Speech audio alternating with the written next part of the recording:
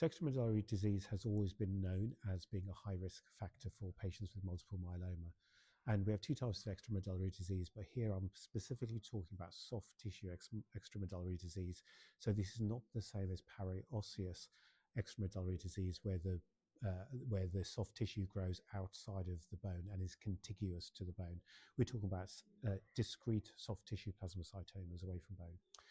And studies clearly show that these patients have a lower progression-free and overall survival. We're learning more about the biology of this, and particularly with the spatial heterogeneity of what happens within the actual plasmacytoma. And what we see is interesting because what we see at relapse is very different from diagnosis. So in diagnosis, where there is less of a crowded space within the plasmacytoma. And in relapse, however, it becomes very packed full of other microenvironmental cells.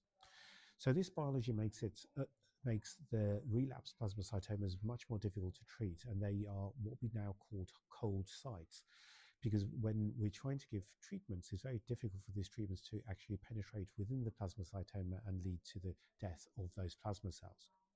With the T-cell redirection, we're seeing much stronger response rates and more durable responses compared to conventional treatments.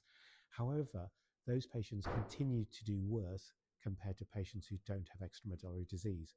And if you think about it, what's going on in terms of the biology is that the T cell has to form an immune synapse to be able to kill the plasma cell. And because of the complexity of the microenvironment and other cells that are in place, it is very difficult for that T cell to form that immune synapse.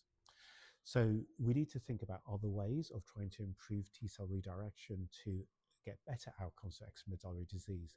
The best data is by combining two different bispecific antibodies together. And it may be that the inflammatory response associated with this can convert that cold space into a warmer space for the T cells to migrate into and kill the cells. And then the other piece, which is of interest, is radiotherapy, because that can be highly effective for patients with extramedullary disease, but also leads to an abscopal effect, which essentially leads to reactivation of the T cells across the body. And we see, interestingly, improved responses with bispecific antibodies with radiotherapy.